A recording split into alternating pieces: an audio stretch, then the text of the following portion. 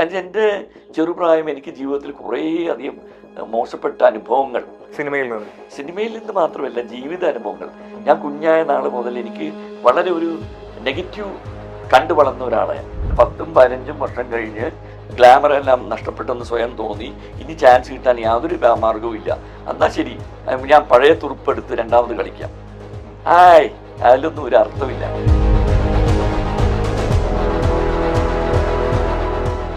ഇത് 5-10 വർഷം 20 വർഷം കഴിഞ്ഞിട്ടൊന്നും ഒരു കംപ്ലൈൻ്റ് ആയിട്ട് മുന്നിൽ വരുന്നുണ്ടെങ്കിൽ അത് ശരിയല്ല, അത് തെറ്റാണ്.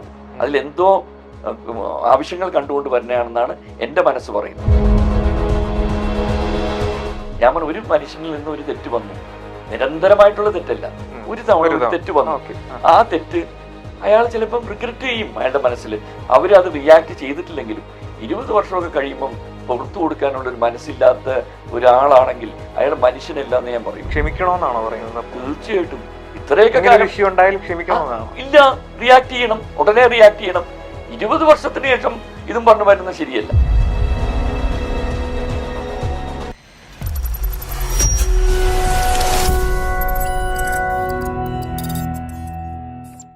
വളരെ ഗംഭീരമായ ഒരു സബ്ജക്റ്റ് വളരെ ഭംഗിയായിട്ട് തന്നെ ബിബിൻ പോൾ സാമുവൽ ചെയ്തിട്ടുണ്ട്. ജിയോ അതിൻ്റെ ക്യാമറാമാൻ അതിമനോഹരമായിട്ട് ക്യാമറ ചലിച്ചിട്ടുണ്ട്. അതിനോട് ബന്ധപ്പെട്ട എല്ലാവരും ഓരോരുത്തരെ എടുത്ത് പറയാമെങ്കിൽ അതിൻ്റെ ആർട്ട് വർക്ക്, അതിൻ്റെ മേക്കപ്പ് എന്ന് പറഞ്ഞാൽ എൻ്റെയൊക്കെ ടോട്ടലി ഒരു ഡിഫറെൻറ്റ് ലുക്കാണ്. ഭയങ്കര ഒരു മേക്ക് ഓവറിലാണ് ഞാൻ വന്നേക്കുന്നത്. ഞാനാണെന്ന് തന്നെ പറയില്ല. പല്ലൊക്കെ വെച്ച് വളരെ വ്യത്യസ്ത ഒരു രീതിയിലാണ്. ഇതുവരെ ചെയ്തിട്ടില്ല അങ്ങനെ ഒരു കഥാപാത്രം. വളരെ വ്യത്യസ്തമായ ഒരു കഥാപാത്രമാണ്. പിന്നെ സെൻട്രൽ ക്യാരക്ടറുമാണ്, ടൈറ്റിൽ ക്യാരക്ടറാണ്. കുറുപ്പ് എന്ന് പറഞ്ഞ ക്യാരക്ടർ ഞാനാ ചെയ്യുന്നത്. എന്നെ ചുറ്റിപ്പറ്റിയാണ് സിനിമ പോകുന്നത്. അതെല്ലാം കൊണ്ടും മേക്കപ്പ്, കോസ്റ്റ്യൂം, അതിനോട് ബന്ധപ്പെട്ട് ഞാൻ ഒരു 16 ദിവസം കൊണ്ട് തീർത്ത ഒരു സിനിമയാണ്. ഈ 16 ദിവസം നമ്മളെല്ലാവരും മൊത്തം യൂണിറ്റ് ഒത്തുചേർന്ന ഒരു കുടുംബത്തിനെ പോലെ വളരെ സന്തോഷത്തോടുകൂടി വളരെ സ്മൂത്തായിട്ട് ചെയ്തു പോയൊരു പടമാണ്. പല കാര്യങ്ങൾ എനിക്ക് അതിനകത്ത് ഓർമ്മ വരുന്നതെന്ന് വെച്ചാൽ, ഈ ഡയറക്ടറിന് ഒരു ഫ്രീഡം, വർക്ക് ചെയ്യാൻ ആർട്ടിസ്റ്റിന് തന്ന ഒരു ഫ്രീഡം. സ്പെഷ്യലി എനിക്ക് എന്നെ വിളിച്ച് പറയും, ഇതാണ് സീൻ. ചില സമയത്ത് ഡയലോഗ്സ് പോലും പുള്ളി പറയില്ല. ഇതാണ് സന്ദർഭം നോക്കിയിരിക്കുക, അതെന്താണെന്ന് ചെയ്, നമുക്ക് മാറ്റം ഉണ്ടെങ്കിൽ ഞാൻ പറയും, ഞാൻ ചെയ്യാം, എന്തെങ്കിലും ഡിഫറൻസ് ഉണ്ടെങ്കിൽ പറഞ്ഞാൽ നമുക്ക് മാറ്റി ചെയ്യാം എപ്പോഴും. പക്ഷേ ഓരോ ഷോട്ടും ഓരോ സീനും ഞാൻ ചെയ്തു കഴിയുമ്പം ദൈവാനുഗ്രഹം, ഞാനത് സ്വയം പൊഴുത്തി പറയുകയല്ല, അങ്ങനെയുള്ള ജാട സ്വഭാവങ്ങളൊന്നുമില്ല, പൊഴുത്തി പറയുകയല്ല, സത്യസന്ധമായിട്ട് പറയാമെങ്കിൽ ഓരോ സീനും ഞാൻ ചെയ്തു കഴിയുമ്പോൾ അവിടെ പിൻ ഡ്രോപ്പ് സൈലൻസും അതിനുശേഷം ഭയങ്കര ഒരു ക്ലാപ്പും വളരെയധികം അപ്രിസിയേഷൻ. അത് തന്നെ എനിക്ക് ഓരോ സീൻ ചെയ്തുകൊണ്ടിരിക്കുമ്പോഴും കൂടുതൽ ബെറ്റർമെൻറ്റ് ചെയ്യാനുള്ള ഒരു ആർട്ടിസ്റ്റ് എന്ന് പറയുമ്പോൾ ഇപ്പോഴും ഉണ്ടല്ലോ, ഒരു ഈസ് ലൈക്ക് ഒരു എന്താ പറയുക, ഈ needs a lot of encouragement. നമ്മളെ വ്യക്തിപരമായിട്ട് കുറേ പൊഴുത്തി അങ്ങനെ ഒരു എൻകറേജ്മെൻറ്റ് വരുമ്പോൾ അയാൾ he'll start giving his best. അത് ഇത്തിരി ഡള്ളായി പോയാൽ അതുപോലെ അയാളുടെ പെർഫോമൻസ് താഴെയും ചെയ്യും. അതാണ് എൻ്റെ ജീവിതത്തിൽ ഞാൻ കണ്ടുവന്നേക്കുന്നത്. ഇത്രയും ഒരു 50 വർഷത്തെ അനുഭവം കൊണ്ട് ഞാൻ മനസ്സിലാക്കിയിരിക്കുന്നത്, every time an actor should be pampered. അയാളെ നമ്മൾ വളരെയധികം എൻകറേജ് ചെയ്ത് അയാളുടെ നല്ലത് പറഞ്ഞാൽ അയാൾ കൂടുതൽ നന്നായിട്ട് ചെയ്യും. ഡൾനെസ് വന്നാൽ തീർന്നു. അതിപ്പോൾ എത്ര വലിയ നടനാണെങ്കിലും ശരി തന്നെ. ഞാൻ വലിയ ആർട്ടിസ്റ്റുകളുടെ ഒപ്പം വർക്ക് ചെയ്തിട്ടുണ്ട്. എത്രയോ വലിയ ആർട്ടിസ്റ്റിലും 10, 15, 20 ടേക്സ് എടുക്കുന്ന ഞാൻ സ്വയം കണ്ടിട്ടുണ്ട്. എന്നുവെച്ചാൽ ആ ഒരു മൂഡാണ്. ചിലവർക്ക് മനുഷ്യൻ്റെ മൂഡ് നഷ്ടപ്പെട്ടാൽ എത്ര വലിയ നടനാണെങ്കിലും ഇതൊക്കെ നാച്ചുറലായിട്ട് വരേണ്ട ഒരു കാര്യമാണല്ലോ അഭിനയം എന്ന് പറഞ്ഞു കഴിഞ്ഞാൽ. വെറുതെ അങ്ങോട്ട് പിടിപ്പിക്കാനുള്ള സാധനമില്ലല്ലോ. അപ്പം അതുകൊണ്ട് ഇതിനകത്ത് കിട്ടിയ ഫ്രീഡം എനിക്ക് ഭയങ്കര ഗുണം ചെയ്തു. ഞാൻ I have put in my best efforts and I have got the highest regard for the director and the whole team, the producers. സ്റ്റീഫനും ഗണേഷും വേറെ ഒരാളും, അദ്ദേഹം അതിൻ്റെ പേര് ഞാൻ ഓർത്തിരിക്കുന്നില്ല. ഇവരെല്ലാവരും ചേർന്ന് നമ്മുടെ ഒരു ടീമാണിത്. ഒരു നല്ല ടീമോട് ചെയ്ത ഇപ്പം എല്ലാ അവാർഡ്സിനും വിട്ടിട്ടുണ്ട്. വളരെ പ്രതീക്ഷകളുണ്ട്. സ്റ്റേറ്റ് അവാർഡ് വരുന്നു, സ്റ്റേറ്റ് അവാർഡിനും പ്രതീക്ഷകളുണ്ട്. ഇങ്ങനെ ഒരു സിനിമ കുറുപ്പിൻ്റെ കുഴിമാടം, ഇതൊരു വലിയ പ്രതീക്ഷയായിട്ട് ഇപ്പം ഞാൻ കാണുന്ന ഒരു 2026 ഒരു പ്രോജക്റ്റാണ്. അടുത്ത പ്രോജക്റ്റ് എന്ന് പറയുന്നത് ബ്രൂട്ടൽ. ഇത് ഞാനും നമ്മുടെ അമൽ കെ ജോബിയുണ്ട്, അതായത് ഗുമസ്തൻ എന്ന് പറഞ്ഞ പടം ചെയ്തു. അതുപോലെ തന്നെ ഇപ്പം ഈ ഇടയ്ക്ക് ഇറങ്ങിയ ആഘോഷം, അതൊക്കെ ചെയ്ത അമൽ കെ ജോബി എന്ന ഡയറക്ടർ ഞാനും കൂടി പാർട്ട്ണർഷിപ്പിൽ തുടങ്ങിയ ഒരു പ്രോജക്റ്റാണ് ബ്രൂട്ടൽ. അതും ഒരു നല്ല ഗംഭീര സബ്ജക്റ്റാണ്. പ്രൊഡക്ഷൻ എന്ന് പറഞ്ഞാൽ ഞാനും അമൽ കെ ജോബി നമ്മൾ രണ്ടുപേരും പാർട്ട്ണർഷിപ്പ് ചെയ്തേക്കാണ്. പകുതി ഞാൻ പകുതി അദ്ദേഹം. ഇയാൾ ഒരു ചെറുപ്പക്കാരനാണ്, ബിബിൻ പോൾ സാമുവലിനെ പോലെ തന്നെ ഒരു ചെറുപ്പക്കാരനാണ് ഈ അമൽ കെ ജോബി. യങ്സ്റ്റേഴ്സാണ്. എനിക്ക് ഭയങ്കര ഇൻട്രസ്റ്റിംഗ് ആണ് ഈ യങ്ങർ ജനറേഷനോട് വർക്ക് ചെയ്യാൻ. നമ്മൾ പ്രായമുള്ളവരുടെ എല്ലാവരോടും വർക്ക് ചെയ്യുന്നുണ്ട്. പക്ഷെ I M enjoying more working with youngsters now. കൂടുതൽ ഐഡിയാസ്, കൂടുതൽ എനർജി, നമുക്കും അവരുടെ എനർജി ഇങ്ങോട്ട് ചോരി തരയും. അപ്പം ഈ അമൽ കെ ചോബി അതുപോലെ നല്ലൊരു ടെക്നീഷ്യൻ, വെരി നൈസ് ടെക്നീഷ്യൻ, നല്ല അയാളുടെ ജോലി നന്നായിട്ട് അറിയാം. ഇപ്പൊ 2 പടങ്ങൾ അയാൾ പ്രൂവ് ചെയ്തല്ലോ. ഗുമസ്തൻ വലിയൊരു സക്സസ് ആയിരുന്നു. അതിനുശേഷം ഇപ്പൊ ആഘോഷവും ഒരുവിധം തിരക്കില്ലാണ്ട് പടം റിലീസ് ചെയ്തു. ഇപ്പൊ ഈ 3rd പ്രോജക്റ്റാണ് ഈ ബ്രൂട്ടൽ. അതിന്റെ ഇടയ്ക്ക് എന്തോ ഒരു സിനിമ കൂടി ചെയ്ത് വെച്ചിട്ടുണ്ട് പുള്ളി, അത് റിലീസാവാനുണ്ടെന്ന് തോന്നുന്നു. അപ്പൊ ഇതും ഒരു നല്ല സബ്ജക്റ്റാണ്. ഇതിനകത്ത് ഞാൻ സെൻട്രൽ ക്യാരക്ടറാണ്. അതായത് ഒരു മകൾ റേപ്പ് ചെയ്യപ്പെടുന്നതും ഒരു അച്ഛൻ്റെ അതിനകത്തുണ്ടാവുന്ന ആ ഒരു അച്ഛനും അമ്മയും അനുഭവിക്കുന്ന കഷ്ടപ്പാടും, അതിനുശേഷം ഈ അച്ഛൻ അത് എന്ത് രീതിയിൽ കൂടെയാണ് ആ സിനിമയിൽ ആ പ്രതികാരം ചെയ്യുന്നത്, അതാണ് ഈ സത്യം. ഒരു ക്ലൈമാക്സ് ഒക്കെ വളരെ ഡിഫറെൻ്റ് ആയിട്ടുള്ള ഒരു ക്ലൈമാക്സ് ആണ്. അപ്പൊ ഈ ബ്രൂട്ടലും വലിയൊരു പ്രതീക്ഷയുണ്ട്. അപ്പൊ ഇങ്ങനെ 2 പടങ്ങൾ ഇപ്പൊ ചെയ്തതിൽ വളരെ പ്രതീക്ഷയോടെ ഇരിക്കുന്ന. ഇനി അടുത്ത 1-2 പ്രോജക്ട്സ് ഇങ്ങനെ സബ്ജക്ട്സ് സംസാരിച്ചുകൊണ്ടിരിക്കുകയാണ്. ചെയ്യണം. ഞാൻ അങ്ങനെ ഓടി നടന്ന് പടം ചെയ്യാറില്ല. എനിക്ക് മനസ്സിന് യോജിച്ച് ഇപ്പം പണ്ട് കുറേ ചെറിയ ചെറിയ ക്യാരക്ടേഴ്സ് ചെയ്തിരുന്നു. അപ്പം അതൊക്കെ അങ്ങനെ ഒഴിവാക്കി നല്ല കഥാപാത്രങ്ങൾ വരുമ്പം മാത്രം ചെയ്യാം എന്നുള്ള ഒരു രീതിയിൽ മുന്നോട്ട് പോയിക്കൊണ്ടിരിക്കുക. അപ്പോൾ സിനിമ ഇൻഡസ്ട്രിയിൽ 50 വർഷം നിൽക്കുക എന്ന് പറയുന്നത് ഒരു ചെറിയ കാര്യമല്ല. പക്ഷെ സാല് പലപ്പോഴായിട്ട് പറഞ്ഞിട്ടുണ്ട് വേണ്ടത്ര രീതിയിൽ പരിഗണിക്കപ്പെട്ടില്ല എന്നുള്ളത്. എന്തുകൊണ്ടാണ് അങ്ങനെ ഒരു കാര്യം ഉണ്ടായത്? കാരണം 50 വർഷം നിൽക്കുന്ന ഒരു ആക്ടറിനെ സംബന്ധിച്ച് വലിയ രീതിയിൽ ആഘോഷിക്കപ്പെടേണ്ട ഒരു കാര്യമാണ്. പക്ഷെ അതുണ്ടായില്ല. എന്തായിരിക്കും? അതിൽ 2-3 കാര്യങ്ങളുണ്ട്. ഫസ്റ്റ് ഓഫ് ഓൾ, ഞാൻ സിനിമ ഇൻഡസ്ട്രിയിൽ വരുന്ന സമയത്ത് 74 ഞാൻ വന്ന്, ബ്ലാക്ക് ആൻഡ് വൈറ്റ് കാലത്ത്. അന്ന് സിനിമയിൽ നിന്നുള്ള വരായിക വളരെ കുറവായിരുന്നു. വലിയ കാശൊന്നും കിട്ടില്ല. അതുകൊണ്ടൊന്നും നമുക്ക് ജീവിതം മുന്നോട്ട് കൊണ്ടുപോകാൻ പറ്റത്തില്ല. അപ്പം I come from a reasonably decent family background. അപ്പം ഞാൻ, എൻ്റെ അങ്കിളുമാരൊക്കെ പ്രൊഡ്യൂസേഴ്സ് ആയിരുന്നു. അതെ. അവരുടെ കലാലയ ഫിലിംസ് എന്ന് പറഞ്ഞിട്ട്, കലാലയ ഫിലിംസ്, ബോക്സ് ഓഫീസ് ഫിലിംസ് എന്നൊക്കെ പറഞ്ഞ് അവരാണ് ഈ വിലക്കപ്പെട്ട ബന്ധങ്ങൾ, മനസ്സ്, ജലകന്യക, ഡോക്ടർ, മാണിക്യക്കൊട്ടാരം, കുറേയധികം സിനിമകൾ അവർ നിർമ്മിച്ചിട്ടുണ്ട്. പിന്നെ എൻ്റെ ബന്ധത്തിലുള്ള വേറൊരു അങ്കിളാണ് നമ്മുടെ ബാബു സേട്ട്, ചെമ്മീൻ നിർമ്മിച്ച ആള്. ചെമ്മീൻ സിനിമ 22ാമത്തെ വയസ്സിൽ അദ്ദേഹത്തിന് പ്രസിഡന്റ് ഗോൾഡ് മെഡൽ മേടിച്ച ആളാണ്. കവിതാ തിയേറ്ററിന്റെ ഒക്കെ ഓണറായിരുന്നു. Is no more now. അപ്പൊ എൻ്റെ എന്ന് പറയുമ്പോൾ എന്താണ്, ഞാനൊരു സിനിമ ബാക്ക്ഗ്രൗണ്ടിൽ ജനിച്ചു വീണ ഒരാളാണ്. എൻ്റെ ഫാദറിന്റെ ഫാമിലി ട്രിവാൻഡ്രത്തായിരുന്നു. അവിടെ എനിക്കൊരു നമ്മുടെ അച്ഛൻ ഗ്രാൻഡ് ഫാദറിനൊരു തിയേറ്റർ ഉണ്ടായിരുന്നു, പട്ടം കൽപ്പന എന്ന് പറഞ്ഞു. അപ്പോൾ വീട് തറവാടിനോട് ചേർന്നായിരുന്നു തിയേറ്റർ. ഞാൻ അന്ന് ആ കാലഘട്ടത്തിൽ, അന്ന് എനിക്കൊരു 10-11 വയസ്സ്. ആ സമയത്ത് സ്കൂളിൽ നിന്ന് വരും, ബാഗ് വലിച്ചെറിയും, നേരെ തിയേറ്ററിലേക്ക് പോകും. ഈ തിയേറ്ററിൻ്റെ സ്ലൈഡ് പ്ലേ ചെയ്യലും, അന്ന് ഫിലിമൊക്കെ ഇങ്ങനെ കറക്കുന്ന സംഭവങ്ങളാണ്. അതെല്ലാം ചെയ്ത് സിനിമ 10-12 തവണ കാണും. സിനിമാ നടന്മാരെ കണ്ട് വീട്ടിൽ വന്ന് ഫാമിലിക്കൊപ്പം ഇരുന്ന് കുറച്ച് മിമിക്രിയൊക്കെ. നസീർ സാറൊക്കെയാണല്ലോ വന്നിട്ട ആള്. മണ്ടിപ്പെണ്ണേ എന്നൊക്കെ പറഞ്ഞ് നസീർ സാറിനെയും മധു സാറിനെയും സത്യൻ മാഷിനെ എല്ലാവരെയും മിമിക് ചെയ്യുമായിരുന്നു. സിനിമയായിരുന്നു ജീവിതം. അപ്പൊ അന്ന് മുതൽ മനസ്സിന്റെ ഉള്ളിൽ കിടക്കുന്ന ഏറ്റവും വലിയ ആഗ്രഹം സിനിമയാണ്. പക്ഷെ പിന്നെ എന്തുകൊണ്ടാണ് അതിൽ? അല്ല, അത് ഞാൻ പിന്നെ ഇങ്ങോട്ടേക്ക് എറണാകുളത്തേക്ക് ഷിഫ്റ്റ് ചെയ്തു. ട്രിവാൻഡ്രത്ത് നിന്ന്. എൻ്റെ മദറിന്റെ ഫാമിലി എറണാകുളത്തായിരുന്നു. ഇവിടെ വന്നു. പിന്നെ അതിനുശേഷം ഞാൻ പഠിപ്പിൽ വളരെ പിന്നോട്ടായിരുന്നു. I am just an 8th standard fail. അത് പറയുന്നതിൽ എനിക്ക് യാതൊരു വിഷമവും ഇല്ല. അത്രേ പഠിച്ചിട്ടുള്ളൂ. പക്ഷേ then I can behave better than a graduate. That's the experience gained over the years. ഇത്രയും വർഷങ്ങളായിട്ടുള്ള പ്രാക്ടിക്കൽ എക്സ്പീരിയൻസ് ആണ് നമുക്ക് ആ കോൺഫിഡൻസ് തന്നിട്ടുള്ളത്. കോൺഫിഡൻസ് ഒന്നും യാതൊരു കുറവില്ല. പക്ഷെ ഞാൻ അതിനുശേഷം 10ൽ 2 തവണ കുത്തി ജയിക്കാൻ പറ്റിയില്ല. ട്രൈ ചെയ്ത് കിട്ടിയില്ല. ഇല്ല, ഒരു തവണ എഴുതിയപ്പോൾ പറഞ്ഞു വളരെ നന്നായിട്ട് എഴുതിയിട്ട് ഒന്നുകൂടി എഴുതാൻ പറഞ്ഞു. 2ാമത് എഴുതി, പിന്നെ വേണ്ടാന്ന് വെച്ച്. ആ 18ാമത്തെ വയസ്സിൽ തന്നെ ഞാനിവിടെ നിന്ന് മദ്രാസിലേക്ക് വണ്ടി കയറി. അവിടെ പോയി സ്വാമീസ് ലോഡ്ജിൽ കിടന്ന് ശരിക്കും ഒരു 2-3 വർഷം കഷ്ടപ്പെട്ടു. അവിടെ അന്ന് ആ കാലത്ത് പഴയ ആർട്ടിസ്റ്റുകളൊക്കെ താമസിക്കുന്ന ഒരു ഇടമാണ് സ്വാമീസ് ലോഡ്ജ് എന്ന് പറഞ്ഞാൽ. നമ്മുടെ സിനിമാക്കാരുടെ ഒരു ഇടമാണത്. പിന്നെ അവിടെ നിന്ന് ഇങ്ങനെ സ്റ്റുഡിയോകളെല്ലാം കയറി ഇറങ്ങും. കുറേ എക്സ്ട്രാ ക്യാരക്ടേഴ്സ് ചെയ്തു. അന്ന് വീണ് കിട്ടിയ ഒരു സംദർഭമാണ് രവികുമാറിന്റെ ബ്രദറായിട്ട് അഭിനയിച്ചു. പോക്കറ്റടിക്കാരി എന്ന് പറഞ്ഞൊരു സിനിമ. അതിനകത്ത് രവികുമാറിന്റെ ബ്രദറായിട്ട് അഭിനയിച്ചു. അവർ കുറേ അന്നത്തെ കാലത്ത് അറിയപ്പെടുന്ന ആർട്ടിസ്റ്റുകളെല്ലാം ഉണ്ടായിരുന്നു. വിൻസെന്റ്, പിന്നെ അതുപോലെ സുധീർ, വിൻസെന്റ്, നമ്മുടെ റീന, ഉണ്ണിമേരി, ഇവരൊക്കെയായിരുന്നു അന്നത്തെ യങ്ങർ ലോട്ട്. ഇന്നിപ്പം ടൊബീനോ, ആസിഫ് അലി, ഇവരൊക്കെ ഉള്ള ആ സമയത്ത് അവരായിരുന്നു അന്നത്തെ കാലത്ത് ബ്ലാക്ക് ആൻഡ് വൈറ്റ്. അങ്ങനെ ഒരു സിനിമയിൽ അഭിനയിച്ച് പിന്നെ അതിനനുസരിച്ച് സന്ദർഭങ്ങളും കാര്യമായിട്ട് വന്നില്ല. പിന്നെ ഇവിടെ തിരിച്ചു വന്നു. പിന്നെ കുറച്ച് നാൾ ഒരു ഫിലിം ഡിസ്ട്രിബ്യൂഷൻ കമ്പനി തുടങ്ങി. ഈ അങ്കിളുമാരുടെ ഓഫീസ് അവിടെ കണച്ചായി ലോഡ്ജുണ്ട്. അവിടെ തന്നെ ഒരു ടേബിളും ചെയറും ഒക്കെ ഇട്ട് ഒരു ചെറിയ ഡിസ്ട്രിബ്യൂഷൻ തുടങ്ങി, ഫിലിം ഡിസ്ട്രിബ്യൂഷൻ. അവിടെയും വലിയ രീതിയിൽ അത് സക്സസ് ആവാൻ പറ്റിയില്ല. പിന്നെ ഇങ്ങനെ ഇരിക്കുക 22 വയസ്സായപ്പം ഇവൻ എന്തായാലും പഠിക്കുന്നുമില്ല, ഇങ്ങനെ ഉഴപ്പി നടക്കുന്നു എന്ന് പറഞ്ഞ് ഫാമിലി പിടിച്ച് വേഗം കെട്ടിച്ചു, കല്യാണം കഴിച്ച് 22ാമത്തെ വയസ്സ്. പിന്നെ അങ്ങനെ ആയപ്പോൾ ഒരു ഫാമിലി ആയപ്പോൾ ഒരു നമ്മൾ നാച്ചുറലി നമ്മുടെ കുടുംബത്തിനെ നോക്കണമല്ലോ. ഫസ്റ്റ് കുട്ടിക്കുള്ള ഒരു സാധ്യത വന്നു.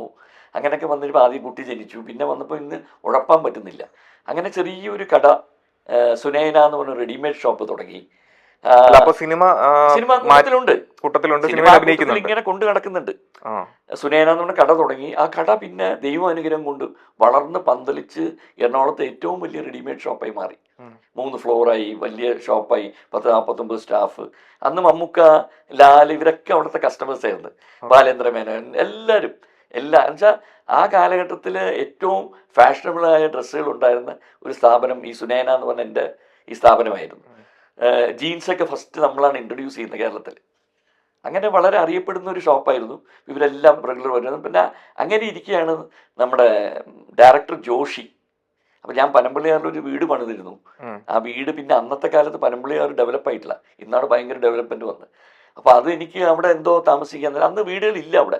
2 വീടേ ഉള്ളൂ. ഇപ്പുറത്ത് ആർക്കിടെക്ട് ഗോകുമാർ, അപ്പുറത്ത് മോഹൻദാസ് ഗീതു മോഹൻദാസിൻ്റെ വീട്. ഗീതു വന്ന് വളരെ കുഞ്ഞു കുട്ടിയാണ്.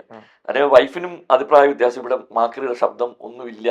അങ്ങനെ വന്ന് ഞാനത് കൊടുത്തേക്കാൻ തീരുമാനിച്ചപ്പോഴാണ് നമ്മുടെ ജൂബിലി ജോയ്, നമ്മുടെ ന്യൂഡൽഹിക്ക് എടുത്തില്ലേ, ജൂബിലി ജോയുടെ ബ്രദറുണ്ട് ജിമ്മിയാണ് ജോഷി സാറിനെ അവിടെ വിളിച്ചുകൊണ്ട് വരുന്നതും. അദ്ദേഹം എൻ്റെ നിന്ന് ആ വീട് മേടിക്കുക ചെയ്യുന്നത്. അദ്ദേഹം ഇപ്പോഴും ആ വീട്ടിൽ തന്നെ താമസിക്കുന്നു. അദ്ദേഹം വീണ്ടും ഒരു ഇത്തിരി ബന്ധങ്ങളായി. അദ്ദേഹത്തിൻ്റെ തന്ത്രം എന്ന് പറഞ്ഞ പടം മംഗലാപുരത്ത് നടക്കുന്നു. മമ്മൂക്ക, ഉർവശി, രതീഷ്, കുഞ്ചൻ ഇവരൊക്കെ ഉള്ള സിനിമ. അതിനകത്ത് നല്ലൊരു കഥാപാത്രം ചെയ്തു, ഉണ്ണികൃഷ്ണൻ എന്ന് പറഞ്ഞിട്ട് നല്ല കഥ. അതിനുശേഷം പിന്നെ തുടർന്ന് കുറേ പടങ്ങൾ ചെയ്തു. അടിക്കുറിപ്പ്, നഗരങ്ങളിൽ ചെന്ന് രാപ്പാർക്കാം, അങ്ങനെ കുറേ പടങ്ങൾ, ഇങ്ങനെ റാംജി റാവ് സ്പീക്കിങ്. പക്ഷേ ഈ 50 വർഷ കാലയളവിലും പക്ഷേ ശ്രദ്ധിക്കപ്പെടുന്ന വിഷയങ്ങൾ വളരെ കുറവാണ്. അതാ ഞാൻ പറഞ്ഞു വരുന്നത്. അതെന്താന്ന് വെച്ചാൽ എനിക്ക് ഈ കടയും ഇട്ടിട്ട് സിനിമയിലേക്ക് പോകുമ്പം അവിടെ അത് സഫർ ചെയ്യും. ഞാൻ വളർത്തിയെടുത്ത ഒരു കടയാണല്ലോ അത്. ഒരു ബിസിനസ് സാമ്രാജ്യമാണ് ശരിക്കും പറഞ്ഞാൽ. വലിയ രീതിയിൽ വളർത്തിക്കൊണ്ട് വന്ന ഒരു ബിസിനസ് സാമ്രാജ്യമാണ്. നല്ല അന്നത്തെ കാലത്ത് നല്ല ബിസിനസ്, 3 ഫ്ലോറും 10-49 സ്റ്റാഫും ഒക്കെ ഉള്ളൊരു സ്ഥാപനം. ഇപ്പോൾ ഉണ്ടോ? ഇല്ല. അതപ്പോൾ വിട്ടിട്ട് ഞാൻ സിനിമയിലേക്ക് പോയാൽ അത് സഫർ ചെയ്യും. അപ്പോൾ എനിക്ക് നല്ല നല്ല കഥാപാത്രങ്ങൾ വരുന്ന സമയത്ത് പോലും ഞാൻ ഇന്ന് മുൻപന്തിയിൽ നിൽക്കുന്ന പലവരെയും ഞാൻ വിളിച്ചു പറഞ്ഞ് അവരെ കൊണ്ട് ഇൻട്രൊഡ്യൂസ് ചെയ്ത് എനിക്ക് കിട്ടേണ്ട ക്യാരക്ടർ അവർക്ക് മേടിച്ചു കൊടുത്തേക്കുന്ന ഒരാളാണ്. പക്ഷെ ഇന്ന് അവരൊന്നും ഓർത്തിരിക്കണമെന്നില്ല. സിനിമ അങ്ങനെയാണ്, നമ്മളാരെയും കുറ്റപ്പെടുത്തുകയില്ല. എന്നിട്ട് പിന്നെ ഞാൻ എന്ത് ചെയ്യുന്നു വെച്ചാൽ ഇവരോട് പറയും, എനിക്കൊരു 2 സീൻ 3 സീനുള്ള ഒരു സംഭവം ഉണ്ടെങ്കിൽ ഞാൻ ഒന്ന് ചെയ്യാം ചടയെന്ന്. അങ്ങനെ അവിടെ കുറേ ചെറിയ ക്യാരക്ടേഴ്സ് ചെയ്ത് കുറേ അധികം ഉണ്ട്. അങ്ങനെ ഇരിക്കുകയാണ് പിന്നെ സീരിയൽ രംഗം വരുന്നത്. സീരിയൽ രംഗം വന്നപ്പോൾ പിന്നെ കുറേ അധികം സീരിയൽസ്, സ്ത്രീ, സ്വരരാഗം, സ്വയംവരം, താലി, മനസ്സ്, ഇങ്ങനെ കണ്ടിന്യൂസ് ആയിട്ട് ഏത് ചാനൽ തുറന്നാലും ഞാനുണ്ടാവും. ഏഷ്യാനെറ്റ്, സൂര്യ, എല്ലാത്തിലും, എല്ലാ ചാനലിലും പല സീരിയൽസും ചെയ്തിട്ടുണ്ട്. നല്ല നല്ല കഥാപാത്രങ്ങൾ. പിന്നെ അതും കുറേ കഴിഞ്ഞപ്പോൾ ഇന്നലെ പുറത്തേക്ക് ഇറങ്ങുമ്പോൾ ആൾക്കാർ എത്ര സീരിയൽ നടൻ അങ്ങനെ പറയുമ്പോൾ ഉള്ളിലൊരു വിഷമം തോന്നി. എന്താണ് അങ്ങനെ ഒരു വിഷമം തോന്നാനുള്ള കാര്യം? വേറെ ഒന്നുമില്ല, സിനിമയെ പ്രേമിച്ച് ജീവിക്കുന്ന ആളെ.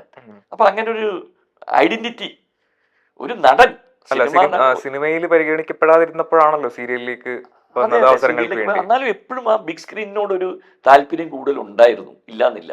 ബിഗ് സ്ക്രീനിലായിരുന്നു മനസ്സ് മുഴുവൻ. അപ്പം പിന്നെ കുറച്ച് നാൾ സീരിയലിൽ നിന്നൊന്ന് മാറി നിന്നു. കുറേ പരസ്യങ്ങൾ ചെയ്തു. പരസ്യ ചിത്രങ്ങൾ എനിക്കൊന്ന് സിനിമ ഇൻഡസ്ട്രിയിൽ മലയാളത്തിൽ ഏറ്റവും കൂടുതൽ പരസ്യം ചെയ്ത ആളായിരിക്കും ഞാൻ. 136ഓളം പരസ്യ ചിത്രത്തിൽ അഭിനയിച്ചിട്ടുണ്ട്. 130 അത് കുറേ ചെയ്തിട്ടുണ്ട്. പിന്നെ അതിൻ്റെയൊക്കെ കുറേ സിനിമകൾ പേരെല്ലാം ഓർത്തിരിക്കുന്നില്ല, കുറേ അധികം ചെയ്തിട്ടുണ്ട്. അങ്ങനെ വന്ന് പിന്നെ കുറേ കഴിയുമ്പോൾ നല്ല നല്ല ഈ പറഞ്ഞ പോലെ കഥാപാത്രങ്ങൾ കിട്ടുന്നില്ല. അപ്പം ബിസിനസ് ഒന്ന് ഇടയ്ക്ക് ഞാനൊന്ന് അതിന് മനസ്സൊന്ന് മാറി, സിനിമയിലേക്ക് കൂടുതൽ കോൺസെൻട്രേഷനായി. അപ്പോൾ അവിടെ ബിസിനസ് സഫർ ചെയ്യാൻ തുടങ്ങി. അങ്ങനെ പതുക്കെ ഒരു 10-12 വർഷം കഴിയുമ്പോൾ ഞാനത് ഗീവ് അപ്പ് ചെയ്തു. കാര്യം വേറെ ഒന്നുമില്ല, എനിക്ക് ഫുൾ ടൈം ഡിവോട്ട് ചെയ്യാൻ പറ്റുന്നില്ല. എനിക്ക് സിനിമ പ്രാന്താ. സാറിന്റെ എനിക്ക് മനസ്സിലാവുന്നത്, ഇപ്പൊ സാർ പറഞ്ഞതിനകത്ത് എനിക്ക് മനസ്സിലാവുന്ന കാര്യം എന്ന് വെച്ച് കഴിഞ്ഞാൽ ഒരു പീക്ക് ടൈമില് വേണ്ട പോലെ അതിന് വേണ്ടി ശ്രമിച്ചില്ല, സ്വന്തം തീരുമാനത്തിൽ മാറി നിന്നത് കൊണ്ടാണ് സിനിമയിൽ സംഭവിച്ചു പോയ തലവിധി. എല്ലാവർക്കും കിട്ടണമെന്ന് നിർബന്ധമില്ലല്ലോ. അല്ല, ആ ഒരു സമയത്ത് സാർ ബിസിനസിന് വേണ്ടി മാറ്റി വെച്ചു, ഉറപ്പായിട്ട് ഞാൻ മനസ്സിലാക്കുന്നു. ബിസിനസ് എന്റെ കുടുംബത്തിന് വേണ്ടി മാറ്റി വെച്ചു. എൻ്റെ കുടുംബത്തിനെ ഞാൻ പ്രൊവൈഡ് ചെയ്യണമെന്നുള്ളൊരു മനസ്സിൽ ഇത് വന്നപ്പം അവിടെ ഞാൻ എൻ്റെ പാഷന് സെക്കൻഡ് സ്ഥാനം കൊടുത്തു. അല്ല, അതാ ഞാൻ ചോദിക്കുന്നത്. അപ്പോൾ ഈ കുടുംബത്തിന് വേണ്ടി മാറ്റി വെച്ചു എന്ന് പറയുമ്പോൾ, എന്നിട്ട് പിന്നീട് ഞാൻ സാറിന്റെ കുറച്ച് ഇന്റർവ്യൂസ് കണ്ടു. അപ്പോൾ സാറിൽ പറയുന്നത് കേട്ടു വേണ്ട രീതിയിൽ പരിഗണിക്കപ്പെട്ടില്ല എന്നുള്ളത്. അപ്പോൾ സ്വയം തീരുമാനമെടുത്ത് മാറി നിന്നിട്ട് പിന്നീട് ഇങ്ങനെ പരിഗണിക്കപ്പെട്ടില്ല എന്ന് പറയുമ്പോൾ അത് ഇല്ല അവിടെയും കാര്യം. അതിനുശേഷം ഞാൻ തിരിച്ചു വന്നല്ലോ. പിന്നെ ഞാൻ ഇൻഡസ്ട്രിയിൽ വന്നു. പിന്നെ പറ്റിയെന്ന് വെച്ചാൽ എൻ്റെ ഒരേ ആൾക്കാർക്ക് ഒരു ക്യാരക്ടർ ഉണ്ടല്ലോ. എൻ്റെ സ്വഭാവ രീതി എന്ന് പറഞ്ഞാൽ കുറച്ച് പച്ചയ്ക്ക് സംസാരിക്കുന്ന ആളാണ്. കാരണം എൻ്റെ ചെറുപ്രായം എനിക്ക് ജീവിതത്തിൽ കുറേ അധികം മോശപ്പെട്ട അനുഭവങ്ങൾ സിനിമയിൽ നിന്ന് മാത്രമല്ല ജീവിത അനുഭവങ്ങൾ. ഞാൻ കുഞ്ഞായ നാൾ മുതൽ എനിക്ക് വളരെ ഒരു നെഗറ്റീവ് കണ്ടു വളർന്ന ഒരാളാണ് കുറേ അധികം. അതിപ്പോൾ ഞാൻ അതെല്ലാം ഇനി പഴയത് എടുത്തു പറയാൻ ഉദ്ദേശിക്കുന്നില്ല. Gone is gone. അപ്പോൾ എൻ്റെ ജീവിതത്തിൽ കുറേ അധികം വിഷമങ്ങളും ബുദ്ധിമുട്ടുകളും ഇൻസൾട്ട്സും എല്ലാം സഹിച്ചാണ് ഞാൻ ഈ സ്ഥാനത്തേക്ക് എത്തിയത്. അപ്പോൾ എനിക്ക് ഒരു നിർബന്ധമുണ്ട്. I always feel go where you are celebrated, not where you are tolerated. ഞാൻ എവിടെയെങ്കിലും പോകുമ്പോൾ എനിക്ക് അവിടെ ഒരു സ്ഥാനമാനം കിട്ടണം, എനിക്ക് റെസ്പെക്റ്റ് കിട്ടണമെന്ന് നിർബന്ധിച്ച് ജീവിക്കുന്ന ആളാണ്. അതിപ്പോഴും അങ്ങനെ തന്നെയാണ്. ഇപ്പോഴും നിർബന്ധമുണ്ട്. ഞാൻ എവിടെയെങ്കിലും പോയാൽ എനിക്ക് ഇരിക്കാൻ ഒരു നല്ല സ്ഥലം കിട്ടിയില്ലെങ്കിൽ ഞാൻ അവിടെ ഇരിക്കില്ല. ഞാൻ അവിടെ നിന്ന് ഇങ്ങോട്ട് പോരും. വഴക്കിനൊന്നും പോവില്ല. പിന്നെ എൻ്റെ ഔട്ട് സ്പോക്കൺ നേച്ചറുണ്ട്. എന്ത് കണ്ട് തെറ്റായ വല്ലതും കണ്ടാൽ ഞാൻ അങ്ങ് വിളിച്ചു പറയും. അത് ആരാണ് എന്താണ് ഒന്നും ഞാൻ നോക്കാറില്ല. അതൊരു ചീത്ത സ്വഭാവമാണ്. സിനിമ ഇൻഡസ്ട്രിയിൽ സ്പെഷ്യലി നമ്മൾ കുറച്ച് ഇങ്ങനെ ഒന്ന് അഡ്ജസ്റ്റ് ചെയ്ത് പിടിച്ച് എല്ലാവരെയും ഒന്ന് സോപ്പിട്ടൊക്കെ പോകണം. അതൊരു അല്ല, അതിപ്പോ സിനിമ ഇൻഡസ്ട്രി എന്നല്ല, നമ്മളിപ്പോ ഒരിടത്ത് വർക്ക് ചെയ്യുകയാണെങ്കിൽ ഉൾപ്പെടെ നമ്മൾ സിനിമ ഇൻഡസ്ട്രിയിൽ സ്പെഷ്യലി എല്ലായിടത്തും അത് വേണം, ഇല്ലാന്നില്ല. പക്ഷെ അത് ഇങ്ങനെ ഒരു നേച്ചറുണ്ട്. പക്ഷെ ഞാൻ I don't mean anything bad for anybody. എനിക്ക് ഈഗോ ഇല്ല. ഫസ്റ്റ് ഓഫ് ഓൾ ഞാനിപ്പം മോനോട് എന്തെങ്കിലും സംസാരിച്ചു, എനിക്ക് പറഞ്ഞത് പോലെ ഇഷ്ടപ്പെട്ടില്ലെങ്കിൽ ഞാൻ അതുപോലെ തിരിച്ച് പ്രതികരിക്കും. പക്ഷേ അത് മനസ്സിൽ വെച്ചുകൊണ്ട് നടക്കാറില്ല. ഒരിത്തിരി നേരത്തെ ആ ഒരു ചൂടാണ്. അത് കഴിഞ്ഞാൽ ഞാൻ തണുക്കും. പിന്നെ ഞാൻ അങ്ങോട്ട് പോയി സോറി ചോദിക്കാറുണ്ട്. അങ്ങനെയുള്ള സ്വഭാവ രീതിയാണ്. പക്ഷെ അത് ഞാൻ പറഞ്ഞില്ലേ, എന്തോ ഇപ്പം ഞാനിപ്പോൾ I M nearing 70 now, I M 69. ഇനിയിപ്പോൾ ഈ സമയത്ത് ഇനി എൻ്റെ ക്യാരക്ടർ മാറ്റാൻ എന്നെ കൊണ്ട് പറ്റുന്നില്ല. എന്നാലും കുറേയധികം പണ്ടുള്ളതിലുമൊക്കെ വളരെ മാറ്റങ്ങൾ വരുത്തിയിട്ടുണ്ട്. എന്നാലും ചില സമയത്ത് ചില നേരത്ത് ചില തെറ്റായ കാര്യങ്ങൾ കണ്ടാൽ പൊട്ടിത്തെറിക്കും. അങ്ങനെ ഒരു സ്വഭാവ രീതി ഉണ്ട്. അത് സിനിമയ്ക്ക് മാത്രമല്ല, ഒന്നിനും യോജിച്ചതല്ല. ഞാൻ എന്നെ സ്വയം കുറ്റപ്പെടുത്തുകയാണ്. അല്ല, അപ്പോൾ അങ്ങനെ ഒരു ശീലം ഒരു തെറ്റാണെന്നുള്ളിൽ ബോധ്യമുണ്ട്. അത് തിരുത്താൻ കഴിയാത്തത് കൊണ്ടാണല്ലോ ഇങ്ങനെയുള്ള പ്രശ്നങ്ങൾ ഉണ്ടായത്, അല്ലെങ്കിൽ ബന്ധങ്ങളൊക്കെ നഷ്ടപ്പെട്ടത് സിനിമയിലെ. അത് ശരിയാണ്. അത് വളരെ ശരിയാണ്. കാര്യം വെച്ചാൽ ഈ ഇടയ്ക്ക് പോലും ഇങ്ങനെ ഒരു ചെറിയൊരു തെറ്റിദ്ധാരണ ഉണ്ടായി. ഒരു നല്ല സുഹൃത്തായിട്ട് ഒന്ന് ഇത്തിരി തെറ്റേണ്ടി വന്ന്. ആരായിരുന്നു? അല്ല, അത് പേരെടുത്ത് നമ്മൾ പറയുന്നത്, അവരാളുടെ പേര് പറയുന്നത് ശരിയല്ലോ. എല്ലാവരും നല്ല സുഹൃത്തായിരുന്നു. പക്ഷെ എന്ത് ചെയ്യാൻ പറ്റും? അത് ഞാനായിട്ട് അങ്ങോട്ട് പോയി ചെയ്യുന്നതല്ല കേട്ടോ. ഇങ്ങോട്ട് വടി തന്ന അടി മേടിക്കണേയാണ്. ഞാൻ പറഞ്ഞില്ലേ, എന്നെ ഇങ്ങോട്ട് ഇൻസൾട്ട് ചെയ്താൽ ഞാനത് സമ്മതിച്ചു കൊടുക്കില്ല. അതിനുള്ള എനിക്ക് ഇഷ്ടമല്ല അത്. Because I have taken enough and more in my life, not any more. അല്ല, സാറ് വളരെ സോഫ്റ്റ് ആയിട്ട് സംസാരിക്കുന്നു, അങ്ങനെ വേറെ കാര്യങ്ങൾ ഇടപെടില്ല എന്നൊക്കെ പറയുന്നു. പിന്നെ എന്തുകൊണ്ടായിരിക്കാം ഇങ്ങനെ ഒരു ടാർഗറ്റ് ചെയ്യുക എന്നുള്ളൊരു സംഭവം വരുന്നത്, സാറിനെ ഇൻസൾട്ട് ചെയ്യുന്നു എന്നുള്ളൊരു സീനിലേക്ക് വരുന്നത് എന്താണ്? അങ്ങനെ ഒരു ധാരണ വന്നുപോയി ഇൻഡസ്ട്രിയിൽ, തെറ്റായ ധാരണ. താങ്കളെ കുറിച്ചൊരു തെറ്റായ ധാരണ ഉണ്ടെന്ന്. അത് ആരുണ്ടാക്കിയെടുത്തു എന്ന് എനിക്കറിയില്ല. ഒരു തെറ്റായ ധാരണ ഉണ്ടാക്കിയെടുത്തു. ഞാൻ അതിൽ ചില കാര്യങ്ങളൊക്കെ ഇത്തിരി നിർബന്ധമുള്ള ആളാണ്. ഫുഡൊക്കെ വളരെ ശ്രദ്ധിച്ച് നോക്കിയൊക്കെ കഴിക്കുന്ന ആളാണ്. പിന്നെ എവിടെയെങ്കിലും പോയാൽ നല്ല രീതിയിൽ താമസിക്കണം, ഇങ്ങനെയൊക്കെ. അപ്പം അത് ഞാൻ എൻ്റെ വണ്ടിയിൽ തന്നെ ചിലപ്പം കഴിക്കാനുള്ള സാധനങ്ങൾ കൊണ്ടുപോകും. അത് അവിടെ എനിക്ക് ഫുഡ് ഇഷ്ടപ്പെട്ടില്ല, ഞാൻ മാറിയിരുന്ന് കഴിക്കും. അപ്പോൾ ഇതൊക്കെ ചിലവർക്ക് ഇഷ്ടപ്പെടാറില്ല. ചിലവർക്ക് അതാ ഇയാൾ ഭയങ്കര ജാടയാണ്. ഒരു ജാടയില്ല. നിൽ ജാടയാണ്. അങ്ങനെ ഒരു ഫീലിങ്ങേ ഇല്ല. ഞാൻ മനസ്സിൽ എന്നും എന്നെ ഏറ്റവും വലിയ വട്ടപൂജയോട്ട് വിചാരിക്കുന്ന ആളാണ്. ലോകത്തെ ഏറ്റവും ചെറിയ ആൾ ഞാനാണ്, നിങ്ങളാണ് ഏറ്റവും വലിയവരെന്ന് വിചാരിക്കുന്ന ആളാണ്. അങ്ങനെ ഒരു ഫീലിംഗ് ഒന്നും എനിക്കില്ല. പക്ഷേങ്കിൽ ഒരു സെൽഫ് റെസ്പെക്റ്റ് അതുണ്ട്. എവിടെ നിന്നായിരുന്നു ഇതിന്റെ ഒരു തുടക്കം എന്ന് ചോദിച്ചു കഴിഞ്ഞാൽ? അതായത് ഇപ്പോൾ സാറിനെ പറ്റി ഒരുപാട് പേര് ഇങ്ങനെ തെറ്റായിട്ട് വിചാരിച്ചു വെച്ചിട്ടുണ്ടെന്ന് പറഞ്ഞിട്ടുണ്ടല്ലോ, ഈ വിവാദങ്ങൾ അല്ലെങ്കിൽ മോശമായിട്ട് കണ്ടിട്ടുണ്ടെന്ന് പറഞ്ഞല്ലോ. എന്തായിരുന്നു സാർ ആദ്യമായിട്ട് ഇതിനെപ്പറ്റി കേൾക്കുന്ന ഒരു കാര്യം, തന്നെ പറ്റി കേൾക്കുന്ന ഒരു കാര്യം എന്ന് പറഞ്ഞു? ഞാൻ തന്നെ പറ്റി കുറേ കേട്ടിട്ടുണ്ട്. ഇനിയിപ്പോൾ എന്ത് പറയാനാ, അത് പല രീതിയിലും പലരും സംസാരിക്കുന്നുണ്ട്. പിന്നെ ഞാൻ പറഞ്ഞില്ലേ, ഇത് നമുക്ക് ലോകത്ത് എല്ലാം ഒന്നും നേടാൻ എല്ലാവർക്കും പറ്റത്തില്ല. നമ്മുടെ ചില തലവിധി പ്രകാരം ദൈവം തമ്പുരാൻ നമുക്ക് ചില കാര്യങ്ങൾ എഴുതി വെച്ചിട്ടുണ്ട്. അത് നമുക്ക് ലഭിക്കും. നമ്മൾ എത്ര കിടന്ന് ശ്രമിച്ചാലും നമുക്ക് കിട്ടാൻ യോഗ്യതയില്ലാത്ത കിട്ടില്ല. യോഗ്യത ഉള്ളത് ആരും തടഞ്ഞു നിർത്താനും പറ്റില്ല. അങ്ങനെ ഒരു വിശ്വാസമുണ്ട്. എനിക്ക് യോഗ്യത ഉള്ളൊരു സംഗതിയാണോ, ഇന്നല്ലെങ്കിൽ നാളെ അത് എന്നിലേക്ക് വന്ന് ചേരും. അപ്പൊ സിനിമയെ ഞാൻ അത്രയും സ്നേഹിച്ച് ജീവിക്കുന്ന ഒരു മനുഷ്യനാണ്.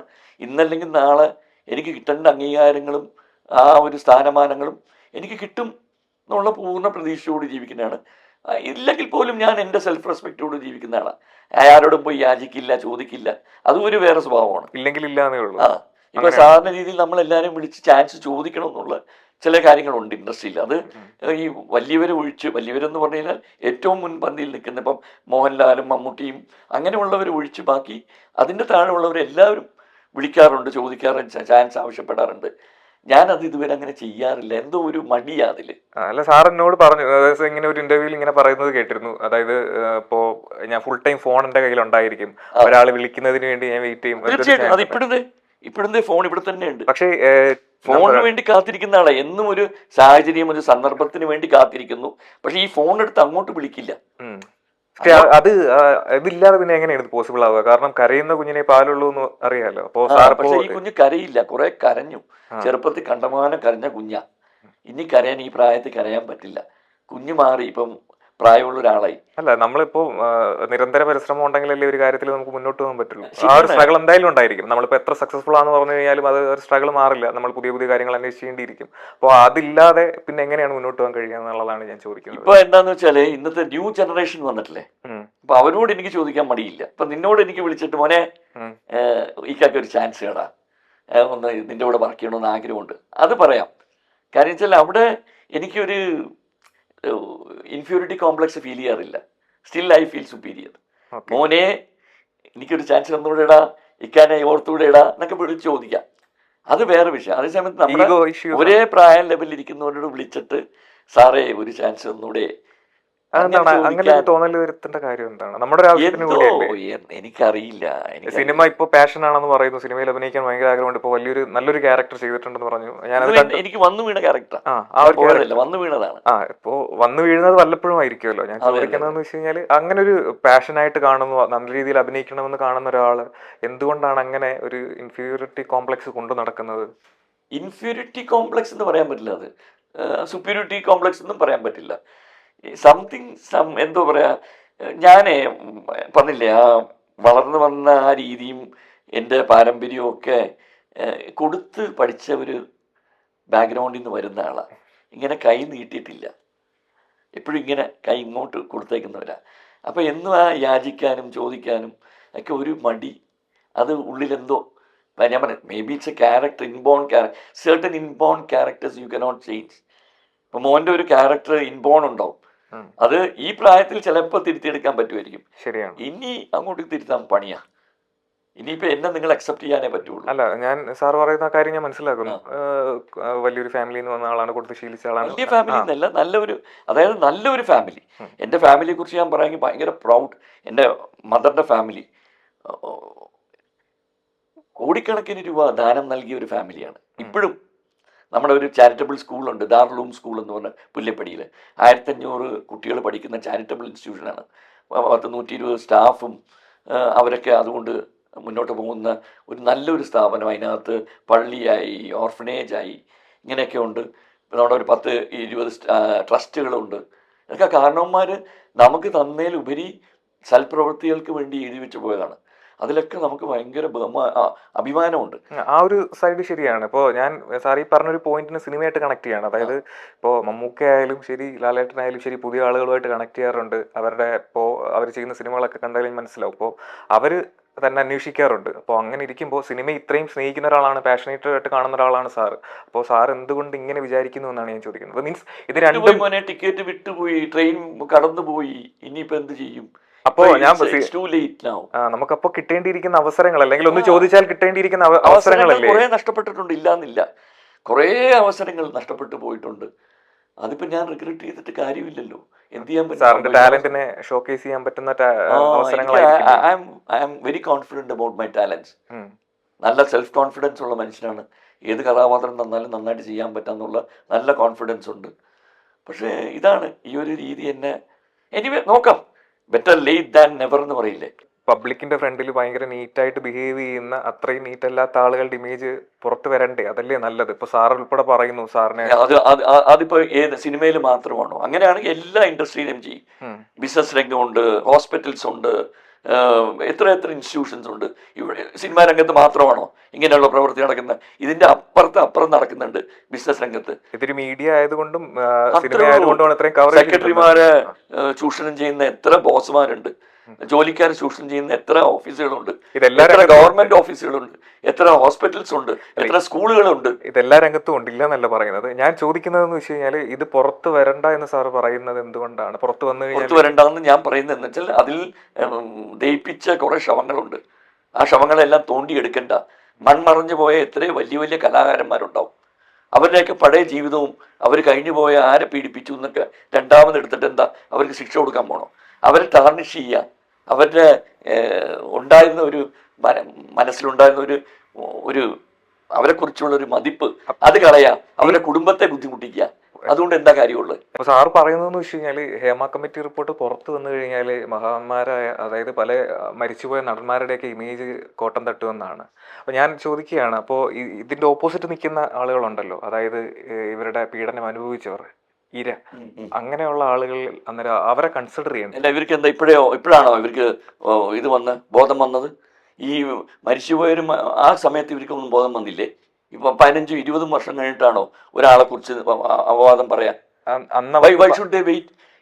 മോനെ, ഞാൻ പറയുന്ന ഒരു സ്ത്രീയോട് മോശമായി പെരുമാറിയാൽ ആ സ്ത്രീക്ക് പ്രതികരിക്കാനുള്ള ഇമ്മീഡിയറ്റ് ചാൻസ് ഉണ്ട്. ചെപ്പക്കുറ്റി ഒക്കെ ഒരെണ്ണം കൊടുക്കാം അവന്റെ. അതെല്ലാ സ്ത്രീകൾക്കും പറ്റിപ്പോന്നില്ല. അപ്പൊ പോയി കംപ്ലൈന്റ് ചെയ്യാം. ഈ കംപ്ലൈന്റിനെ അപ്പൊ ചെയ്യാലോ. ഇപ്പോഴെന്തിനാ ചെയ്യുന്നത്? ഈ 10 കൊല്ലം മുന്നേ അല്ലെങ്കിൽ 15 കൊല്ലം മുന്നേ എന്ന് പറയുന്ന സമയത്ത് എനിക്ക് തോന്നുന്നില്ല സ്ത്രീകൾക്ക് ഇന്ന് സംസാരിക്കാൻ പറ്റുന്ന അത്ര രീതിയിൽ സംസാരിക്കാൻ പറ്റുന്ന ഒരു കണ്ടീഷൻ ആയിരുന്നു, ഒരു സോഷ്യോ പൊളിറ്റിക്കൽ കണ്ടീഷൻ ആയിരുന്നു നമ്മുടെ കേരളത്തിൽ നിന്ന്. ഇന്നാണ് ഇപ്പോൾ പെൺകുട്ടികൾ കുറച്ചുകൂടി ധൈര്യത്തോടെ കാര്യങ്ങൾ പറയാൻ പറ്റുന്നത്. ഇപ്പോൾ എനിക്ക് തന്നെ, എന്നോട് തന്നെ ഒരാൾ മോശമായിട്ടാണ് ബിഹേവ് ചെയ്തതെന്നുണ്ടെങ്കിൽ ചിലപ്പോൾ എൻ്റെ ആ ഒരു സമയത്ത് എനിക്കത് മനസ്സിലാക്കാൻ പോലും പറ്റിക്കൊള്ളണമെന്നില്ല. അപ്പോൾ അവർക്ക് വന്ന അങ്ങനെ ഒരു സിറ്റുവേഷൻ ആയിരുന്നിരിക്കാം, പിന്നെ പേടിച്ചിട്ടുണ്ടായിരുന്നിരിക്കാം. അതായത് ഇപ്പോൾ പുതിയതായിട്ട് സിനിമയിൽ വരുന്ന ഒരാളാണ്, ഒരു ന്യൂ കമറാണ്. അപ്പോൾ ഒരു സംവിധായകനുമായിട്ട് ഇതേപോലെ അല്ലെങ്കിൽ ഒരു ആക്ടറോ ആരെങ്കിലും മിസ്ബിഹേവ് ചെയ്യുന്നു, അപ്പോൾ ഞാനിത് പുറത്ത് പറഞ്ഞു കഴിഞ്ഞാൽ ഇനി എന്നെ ഇപ്പോൾ വീട്ടിൽ നിന്ന് എന്നെ സിനിമയിൽ അഭിനയിക്കാൻ വിട്ടില്ലെങ്കിലോ, അല്ലെങ്കിൽ പറഞ്ഞു കഴിഞ്ഞാൽ എൻ്റെ ചാൻസ് നഷ്ടമായെങ്കിലോ എന്നൊക്കെ ഉള്ള തോട്ടുകൾ ഉണ്ടായിരുന്നിരിക്കാം. പിന്നീട് കുറച്ച് നാൾ കഴിഞ്ഞപ്പോഴായിരിക്കാം ഇല്ല, ഇത് ഞാൻ പറയണം, ഇത് ഞാൻ അഡ്രസ്സ് ചെയ്യേണ്ട ഒരു കാര്യമാണെന്ന് അവർക്ക് തോന്നിയത്. അതുകൊണ്ടായിരിക്കാം അവർ പിന്നീട് പറയുന്നത്. അതവനെ 10-15 വർഷം കഴിഞ്ഞ് ഗ്ലാമർ എല്ലാം നഷ്ടപ്പെട്ടെന്ന് സ്വയം തോന്നി, ഇനി ചാൻസ് കിട്ടാൻ യാതൊരു മാർഗവും ഇല്ല. എന്നാ ശരി, ഞാൻ പഴയ തുറുപ്പെടുത്ത് രണ്ടാമത് കളിക്കാം. അതിലൊന്നും ഒരു അർത്ഥമില്ല. ചെയ്യണമെങ്കിൽ അപ്പം ചെയ്യണമെന്ന് ഞാൻ പറയുന്നത്. ഇപ്പോഴും ഞാൻ പറയുന്നത്, ഇന്നും അങ്ങനെ എന്തെങ്കിലും ഉണ്ടെങ്കിൽ on the spot you take A decision. അല്ലാണ്ട് ഇപ്പോൾ ഈ തള്ളമാരൊക്കെ 15 വർഷം കഴിഞ്ഞാൽ അവരൊക്കെ ഗ്രാൻഡ് ചിൽഡ്രനായി, ഇവരെല്ലാം വന്നിട്ടുണ്ട് പഴയ ശവങ്ങളെല്ലാം മാന്താൻ പോയ, അതിലൊന്നും ഒരു അർത്ഥമില്ലാന്ന്. പിന്നെ അതുമല്ല, ഞാൻ സത്യങ്ങൾ അന്നേരം അങ്ങനെ തന്നെ ഇരിക്കട്ടെ, അത് മൂടി വെക്കണമെന്നാണോ സാർ പറയുന്നത്? സത്യങ്ങൾ അങ്ങനെ തന്നെ ഇരിക്കട്ടെ, അത് മൂടി വെക്കണം, അത് ആരും അറിയണ്ട. ഇല്ല, അങ്ങനെയല്ല ഞാൻ പറഞ്ഞത്. ഇനിയിപ്പോൾ ആ സത്യങ്ങൾ പുറത്തു കൊണ്ടുവരണമെങ്കിൽ അതുകൊണ്ട് എന്ത് നേട്ടം? ഈ മരിച്ചുപോയവരെല്ലാം തിരിച്ചു വരുമോ? അതുകൊണ്ട് ഇവർക്ക് എന്തെങ്കിലും ഗുണമുണ്ടോ? ഈ മരിച്ചുപോയവരുടെ കുടുംബത്തിനൊക്കെ എന്തോരം മാനനഷ്ടങ്ങൾ ഉണ്ടാവും. ഇവർക്കുണ്ടായതിൻ്റെ അപ്പുറം മാനനഷ്ടം ഇനി കുടുംബങ്ങൾക്ക് ഉണ്ടാവൂലേ? അവർക്ക് മക്കളും ചെറുമക്കളും എല്ലാവരും ഉള്ള ഒരു ഫാമിലി അല്ലേ സാർ? ഞാൻ പറയുന്നത് ഇത് അനുഭവിച്ച ആളുകൾക്കപ്പം ഇത് നീതി നിഷേധിക്കപ്പെട്ടു എന്നുള്ളൊരു സംഭവം വരില്ലേ? അതിനപ്പുറത്തേക്ക് ഇത് ചെയ്യാൻ പോകുന്ന ഒരു വലിയ പോസിറ്റീവായിട്ടുള്ള ഒരു കാര്യം എന്ന് വെച്ച് കഴിഞ്ഞാൽ, ഇങ്ങനെ റിപ്പോർട്ടുകൾ പുറത്തു വന്ന് ആളുകളുടെ ഫേസ് എക്സ്പോസ്ഡ് ആയി കഴിഞ്ഞാൽ പിന്നീട് ഭാവിയിൽ ഇത് ചെയ്യാൻ ധൈര്യപ്പെടില്ല. അതായത് വേറൊരാൾ ഒരു പെൺകുട്ടിയോട് മോശമായി ബിഹേവ് ചെയ്യാൻ ധൈര്യപ്പെടില്ല. ഇപ്പോഴും ആരും അങ്ങനെ, ഇപ്പോഴൊക്കെ കുറേ മാറ്റങ്ങൾ വന്നല്ലോ, ഇപ്പോഴൊക്കെ വളരെ മാറ്റങ്ങൾ വന്നു. ഇപ്പൊ റീസെന്റ് ഇൻസിഡന്റ് ഉണ്ടായിട്ടുണ്ടായിരുന്നു, കംപ്ലൈന്റ് പോയിട്ടുണ്ടായിരുന്നു. അഭിനയം പഠിക്കാൻ വേണ്ടി ഇന്നത്തെ പുതിയ സിനിമകളുണ്ടല്ലോ, ആ സിനിമകൾ കണ്ട് അഭിനയം പഠിക്കാം. അതായത് മമ്മൂക്കായും ലാലും അങ്ങനെയുള്ള വലിയ വലിയ മഹാനടന്മാര് അഭിനയിക്കുന്ന സിനിമ കണ്ടിട്ട് നമുക്ക് അഭിനയം അറിയാത്തവർക്ക് അഭിനയം പഠിക്കാം.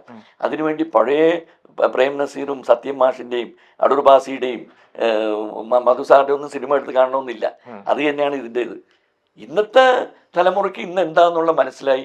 അവരിനി അതുപോലത്തെ പ്രവർത്തനങ്ങൾ വളരെ ചുരുങ്ങി എന്ന് പറഞ്ഞാൽ എല്ലാവർക്കും ഒരു പേടി സ്വപ്നമായി. പക്ഷെ അതിനുവേണ്ടി പഴയ കാര്യങ്ങളിലേക്ക് പോയി, അത് എനിക്ക് എൻ്റെ സ്വയം എന്നോട് ചോദിച്ചാൽ ഞാൻ അതിൽ വലിയൊരു ഇത് കാണുന്നില്ല. അല്ല, എനിക്ക് ഭിന്നത ഉണ്ട്. കാരണം എന്ന് വെച്ച് കഴിഞ്ഞാൽ സത്യം പുറത്തു വരണമെന്ന് തന്നെയും ആണ് എൻ്റെ ആഗ്രഹം. ഞാൻ ഒരു സീൻ സാറിനോട് ചോദിക്കുകയാണ്. അതായത് ഇപ്പോൾ സാറിന് വളരെ അടുപ്പമുള്ളൊരു പെൺകുട്ടി, ഒരു പെൺകുട്ടി സാറിനോട് വന്ന് പറയാണ്, കുറച്ചധികം കാലം മുന്നേ എനിക്ക് ഇങ്ങനെ ഒരു ഇതുണ്ടായി, എനിക്കത് കംപ്ലൈന്റ് ചെയ്യണം, റിപ്പോർട്ട് ചെയ്യണം എന്ന് പറഞ്ഞു കഴിഞ്ഞാൽ സാർ എന്തായിരിക്കും പറയുക? അതായത് ഇപ്പോൾ ഒരു 5 കൊല്ലം മുന്നേ അല്ലെങ്കിൽ 10 കൊല്ലം മുന്നേ അവർക്ക് ഞാൻ എൻകറേജ് ചെയ്യില്ല. ഞാൻ പറയാം അന്ന് തന്നെ നീ ചെയ്യണമായിരുന്നല്ലോ, എന്തിനാണ് ഇപ്പൊ ഇതും പറഞ്ഞ് വന്നേക്കുന്നത്? ഇപ്പൊ അത് തെറ്റാണ്. അത്രയധികം കാലം കാത്തിരിക്കേണ്ട ഒരു കാര്യവുമില്ല. അവർക്ക് അന്നതിനുള്ള മാനസികാവസ്ഥ ആയിരുന്നില്ലായിരിക്കും. ഞാനിപ്പോ എല്ലാവരുടെയും മാനസികാവസ്ഥ എന്നാ പിന്നെ ഈ ചെയ്ത ആളുടെ മാനസികാവസ്ഥ അന്ന് അങ്ങനെയായിരുന്നു, ഇന്നില്ലെങ്കിൽ എന്ത് ചെയ്യാൻ പറ്റും? മാനസികാവസ്ഥ എല്ലാവർക്കും ഒരുപോലെയല്ലേ. ഒരാൾക്ക് ഒരു ജീവിതത്തിൽ തെറ്റ് പറ്റി കാണാം, ഒരു തെറ്റ് പറ്റി കാണാം, അയാൾ പിന്നെ ചെയ്ത് കാണില്ല. ഒരു സ്ത്രീയോട് മോശമായിട്ട് ബിഹേവ് ചെയ്യുന്നത് ഒരു ചെറിയ മിസ്റ്റേക്ക് ആണെന്ന് സാറിന് തോന്നുന്നുണ്ടോ? സ്ത്രീയായിട്ട് മോശമായിട്ട് ബിഹേവ് പാടില്ല. എന്റെ വീട്ടിൽ എന്റെ അമ്മ, എന്റെ ഭാര്യ, എന്റെ മക്കള്, എന്റെ സഹോദരിമാര്, ഇവരെയൊക്കെ ഞാൻ ബഹുമാനിക്കുന്ന ആളാണ്. 50 വർഷം ഫിലിം ഇൻഡസ്ട്രിയിലുണ്ട്. എത്രയോ സ്ത്രീകളായിട്ട് എനിക്ക് വളരെ അടുത്ത സുഹൃത്ത് ബന്ധങ്ങളുണ്ട്. അതുകൊണ്ടാണ് ഞാൻ ചോദിക്കുന്നത്. അപ്പോൾ അവര് പറയുകയാണ് അന്ന് എന്നെ കൊണ്ട് പറ്റില്ല, അല്ലെങ്കിൽ അത് ഡിപ്പെൻഡ്സ് അപ്പോൺ ദ ക്യാരക്ടർ. ഒരു വീക്ക് മൂവ്മെന്റിൽ ഒരാൾക്ക് ചിലപ്പം, ഒരു സ്ത്രീ ചിലപ്പം ഒരു എന്താ പറയാ, ഒരു ഇൻഡിക്കേഷൻ കൊടുത്തു, അയാൾക്ക് ചിലപ്പോൾ ഒരു തെറ്റിദ്ധാരണ വന്നു, ആ തെറ്റിദ്ധാരണയുടെ പുറത്ത് അയാൾ എന്തെങ്കിലും ശ്രമിച്ചു ഉണ്ടാവാം. ഉടനെ ആ സ്ത്രീ എന്താ വേണ്ടത്? ഇത് തെറ്റാണെന്നുകൊണ്ട് അവിടെ നിർത്തുക. അല്ലാണ്ട് അവര് ചിലപ്പോൾ കൂടുതൽ 48 തവണ ഒരുമിച്ച് പോയി ടൈം സ്പെൻഡ് ചെയ്ത ഒരാള് 49ാമത്തെ തവണയാണ് റേപ്പെന്ന് തോന്നിയതെങ്കിൽ എന്ത് ചെയ്യാൻ പറ്റും? അങ്ങനെയും സംഭവിച്ചിട്ടില്ലേ? എത്രയോ തവണ കൂടെ പോയിട്ട് ഒരു ലാസ്റ്റ് ഒരു സിനിമയ്ക്ക് ചാൻസ് കിട്ടിയില്ല എന്നുകൊണ്ട് റേപ്പാന്ന് പറഞ്ഞാൽ ശരിയാവും? ഇല്ല, ഞാൻ പറഞ്ഞു വരുന്ന ഈ ദിലീപിന്റെ കേസിലുണ്ടായിരുന്ന ആ ഒരു കുട്ടി എസ്റ്റാബ്ലിഷ്ഡ് ആയിട്ടുള്ള ഒരു കുട്ടിയായിരുന്നു. അവർ രണ്ടുപേരും എസ്റ്റാബ്ലിഷ്ഡ് ആയിരുന്നു. അതങ്ങനെ ഒരു സംഭവം നടന്നു. അല്ലാണ്ട് ഏതെങ്കിലും എസ്റ്റാബ്ലിഷ്ഡ് ആയിട്ടുള്ള ഒരു ആർട്ടിസ്റ്റ് ഇന്ന് വരെ വന്ന് അതിൻ്റെ ഉപരി വേറൊരു കംപ്ലൈൻറ്റ് ചെയ്തിട്ടുണ്ടോ? ഇത് ഒരെണ്ണം മാത്രം അങ്ങനെ ഉള്ളൂ. രണ്ടുപേരും എസ്റ്റാബ്ലിഷ്ഡ് ആയിരുന്നു. അതൊരു വിവാദമായിരുന്നു, ഇല്ലാന്നില്ല. പിന്നെ വന്നേക്കുന്ന അതൊരു കിഡ്നാപ്പ് കേസാണ്. അതെങ്ങനെ എപ്പോഴും സംഭവിക്കുന്ന ഒരു കേസല്ല. ഇത് അല്ലാത്തുള്ള കേസുകളിലെല്ലാം പറഞ്ഞിരിക്കുന്നത് അവരുടെ കൺസെന്റ് ഇല്ലാതെ അവരുടെ ശരീരത്തെ തൊട്ടു, അല്ലെങ്കിൽ അവരെ വെർബലി ഓർ ഫിസിക്കലി അബ്യൂസ് ചെയ്യാൻ ശ്രമിച്ചു എന്നുള്ള തരത്തിലുള്ള കാര്യങ്ങളാണ് ബാക്കി വന്നിരിക്കുന്നത്. അതിപ്പോ വലിയ നടിയോ ചെറിയ അവര് അതിനുള്ള സന്ദർഭം ഉണ്ടാക്കി കൊടുത്തിട്ടല്ലേ ഇത് നടക്കുന്നത്. നല്ലൊരു സ്ത്രീക്കും എൻ്റെ അനുഭവം പറയാണ്. ഇപ്പം എനിക്ക് എത്രയോ തറവാടികൾ, എത്രയോ സ്ത്രീകളെ അറിയാം. ഡെയർ നോട്ട്, നോബഡി, ഒരാള് ചെയ്യില്ല. അപ്പൊ ഈ പീഡനങ്ങളൊക്കെ ഉണ്ടായിരിക്കുന്നത് മോശപ്പെട്ട സ്ത്രീകൾക്കാണെന്നാണ്. മോശപ്പെട്ട സ്ത്രീകൾ എന്നല്ല ഞാൻ പറയുന്നത്. അവരുടെ സൈഡിൽ നിന്ന് അവരുടെ ഒരു എൻകറേജ്മെന്റ് അതിനകത്ത് ചെറുതായിട്ട് ഉണ്ടാവാം. അല്ലാണ്ടൊന്നും ഒരു പുരുഷനും എനിക്ക് തോന്നുന്നില്ല അത്ര ഒരു ഗട്സ് ആർക്കും ഉണ്ടെന്ന്. എനിക്കൊന്നുമില്ല കേട്ടോ. ഞാൻ എൻ്റെ കാര്യം പറയാം, എനിക്ക് മറ്റുള്ളവരെ കുറിച്ച് എനിക്കറിയില്ല. അങ്ങനെയൊന്നും ഒരു സ്ത്രീയോട് അപമര്യാദയായിട്ട് പെരുമാറാനുള്ള ഗട്സ് ഒരു മനുഷ്യനും ഉണ്ടാവില്ല. ഞാൻ പറഞ്ഞേ, എനിക്ക് എത്ര സ്ത്രീകളായിട്ട് ഫ്രണ്ട്സ് ഇൻഡസ്ട്രിയിലുണ്ട്, ഇൻഡസ്ട്രിക്ക് പുറമേ ഉണ്ട്. അവരെയൊക്കെ നമ്മൾ ഒരിക്കലും അങ്ങനെ ഒരു കണ്ണുകൊണ്ട് കണ്ടിട്ടില്ല. അവർ വരാറുണ്ട്, കെട്ടിപ്പിടിക്കാറുണ്ട്. എന്നാലും അവർക്കറിയാം what is A good touch, what is A bad touch. നമ്മുടെ മനസ്സിൽ അങ്ങനെ ഒരു വന്നിട്ടേ ഇല്ല. അല്ല, ഒരാളൊരു സൈനോ ഇൻഡിക്കേഷനോ കൊടുക്കാതെ അയാളോട് മിസ്ബിഹേവ് ചെയ്യാൻ പറ്റില്ല എന്ന് പറയുന്നത് തെറ്റായിട്ടാണ് എനിക്ക് തോന്നുന്നത്. തെറ്റാണല്ലോ. നാച്ചുറലി ഒരാൾ ഒരു പെണ്ണിനോട് മിസ്ബിഹേവ് ചെയ്യാൻ പാടില്ല. ചെയ്തിട്ടുണ്ടെങ്കിൽ അത് തെറ്റാണ്. അത് ഫിലിം ഇൻഡസ്ട്രി മാത്രമല്ല, ഏത് ഇൻഡസ്ട്രിയിലാണെങ്കിലും അത് തെറ്റ് തന്നെയാണ്. No doubt about it. അപ്പൊ അതിന്റെ പിന്നിൽ എന്താ ഉള്ളതെന്നുള്ളത് നമുക്ക് പൂർണ്ണമായിട്ട് വ്യക്തത അറിയില്ല. ഞാൻ അതിനെ പറഞ്ഞേ, മുകളിൽ ഒരാളിരുന്ന് അദ്ദേഹം ഇതൊക്കെ വാച്ച് ചെയ്യുന്നുണ്ട്. അല്ലാണ്ട് നമ്മൾ സാധാ രണ്ട് കണ്ണുള്ളവർക്ക് ഇത് എത്രത്തോളം മനസ്സിലാക്കാൻ പറ്റും? ആര് ശരി, ആര് തെറ്റ്? കോടതിയിലാണെങ്കിൽ പോലും വരുന്ന തെളിവുണ്ടോ? തെളിവുണ്ടെങ്കിൽ അത് വെച്ച് ശിക്ഷ കൊടുക്കുന്നു. എത്രയേ തെറ്റ് ചെയ്യാത്തവരെ ശിക്ഷിക്കപ്പെടുന്നു, എത്ര തെറ്റ് ചെയ്തവരെ വെറുതെ സ്കോട്ട് ഫ്രീ വിടുന്നു. ഇതൊക്കെ ലോകത്തെ ഒരു കളിയല്ല. അല്ല, ഞാനിപ്പോ ചോദിക്കും, ഇപ്പൊ സാറിന്റെ ഒരു നേച്ചർ സാറിനോട് പറഞ്ഞു, സാറ് അപ്പോൾ റിയാക്ട് ചെയ്യും, അല്ലെങ്കിൽ കാര്യം തുറന്നടിച്ച് സംസാരിക്കുന്ന ഒരാളാണെന്ന്. അപ്പോൾ ഞാൻ അത്ര അങ്ങനെ റിയാക്ട് ചെയ്യുന്ന ആളല്ല. ഞാൻ കുറേയൊക്കെ ടോളറേറ്റ് ചെയ്യുന്ന ഒരാളാണ്. അപ്പോൾ പോട്ടെ, അഡ്ജസ്റ്റ് ചെയ്യാൻ റെഡിയാണ്. മീൻസ് ആ വിഷയത്തിൽ, അല്ലെങ്കിൽ ഇപ്പോൾ എനിക്കൊരു സിറ്റുവേഷൻ ഉണ്ടായാലും പോട്ടെ എന്ന് വെച്ച് വിടുന്ന ഒരു മനുഷ്യനാണ്. അപ്പൊ അങ്ങനെ വരുമ്പോൾ എൻ്റെ അടുത്ത് ഒരാൾ മിസ്ബിഹേവ് ചെയ്ത് കഴിഞ്ഞാൽ ഞാൻ ചിലപ്പോൾ സാറിനെ പോലെ പെട്ടെന്ന് റിയാക്ട് ചെയ്തൊന്നും വരില്ല. അപ്പോൾ അങ്ങനെ ഉള്ളപ്പോൾ ഞാൻ എന്ത് ചെയ്യും? എനിക്ക് അങ്ങനെ റിയാക്ട് ചെയ്യാൻ പറ്റിയില്ലെങ്കിൽ ഞാൻ എന്ത് ചെയ്യും? അതിപ്പോ സ്വയം തീരുമാനിക്കേണ്ട കാര്യമില്ല. ഞാൻ എങ്ങനെ അഭിപ്രായം പറഞ്ഞു? അതാ പറഞ്ഞത്, എന്റെ ക്യാരക്ടർ അല്ല നിങ്ങളുടെ ക്യാരക്ടർ. അതാണ് ഞാൻ പറഞ്ഞത്. ഇപ്പോ ഈ ഇരിക്കുന്ന ഇപ്പോൾ അങ്ങനെ ഒരു നെഗറ്റീവ് ആയിട്ടുള്ള ഒരു ഇൻസിഡന്റ് ഉണ്ടായ ഒരു ലേഡിക്ക്, അല്ലെങ്കിൽ ഒരു സ്ത്രീക്ക്, അല്ലെങ്കിൽ ഒരു പെൺകുട്ടിക്ക് ഇതുപോലെ ഇപ്പോൾ എനിക്ക് ഇങ്ങനെ പെട്ടെന്ന് റിയാക്ട് ചെയ്യാൻ പറ്റാത്ത ഒരാളായത് കൊണ്ടായിരിക്കാമെങ്കിലും പിന്നീട് കുറച്ച് നാൾ കഴിഞ്ഞിട്ട് കംപ്ലൈന്റ് കൊടുക്കാൻ പോകുന്നത്. സമ്മതിച്ചു. പിന്നീട് കുറച്ച് നാള്, എത്ര നാള്? മാസങ്ങളുണ്ടല്ലോ, വർഷങ്ങളോളം, 5 വർഷം, 10 വർഷം, 15 വർഷം, 20 വർഷം. That is too much. അല്ല, അപ്പോഴായിരിക്കണം ചിലപ്പോ വേറൊരാൾ അപ്പോഴാണ് ബോധം വന്നത്. അപ്പോഴായിരിക്കും ചിലപ്പോ വേറൊരാൾ കംപ്ലൈന്റ് ചെയ്തപ്പോ ഓക്കെ ശരി ഞാനും ചെയ്യേണ്ടതാണ് എന്നുള്ളൊരു തോന്നൽ അയാൾക്ക് വന്നത്. നിങ്ങളുടെ ചിന്താഗതി ഉള്ളവരാണ് ബാക്കിയുള്ളവരെങ്കിൽ എനിക്ക് അതിനകത്തൊന്നും പറയാനില്ല. നിങ്ങളുടെ I leave it to you. നിങ്ങളുടെ ചിന്താഗതിയല്ല എൻ്റെത്. ഞാനത് ശരിയായിട്ട് എനിക്ക് തോന്നുന്നില്ല. 5, 10 വർഷം, 20 വർഷം കഴിഞ്ഞിട്ടൊന്നും ഒരു കംപ്ലൈന്റ് ആയിട്ട് മുന്നിൽ വരുന്നുണ്ടെങ്കിൽ അത് ശരിയല്ല, അത് തെറ്റാണത്. അതിലെന്തോ ആവശ്യങ്ങൾ കണ്ടുകൊണ്ട് വരുന്നതാണെന്നാണ് എന്റെ മനസ്സ് പറയുന്നത്. 20 വർഷങ്ങൾക്ക് ശേഷം കംപ്ലൈന്റ് കൊടുക്കുകയാണെങ്കിൽ അവർക്ക് എന്തെങ്കിലും ദുരുദ്ദേശം അതിനകത്തുണ്ടാവും. തീർച്ചയായിട്ടും അവർക്ക് എന്തെങ്കിലും സാമ്പത്തിക ബുദ്ധിമുട്ടുണ്ടാവും, എന്നാൽ അതിനുവേണ്ടി ഒന്ന് മുതലാക്കാം എന്നുള്ള രീതിയിലായിരിക്കും വന്നേക്കുന്നത് മുന്നോട്ട്. അല്ലാണ്ട് എത്ര ഒന്നും വെയിറ്റ് ചെയ്യേണ്ട കാര്യമൊന്നുമില്ല ഇതിൽ. 20 വർഷമാണ് ഒരാൾക്ക് ബുദ്ധി വികസനം ഉണ്ടാവണേ. 20 years വെയിറ്റ് ചെയ്യണോ ബുദ്ധി വരാൻ വേണ്ടി?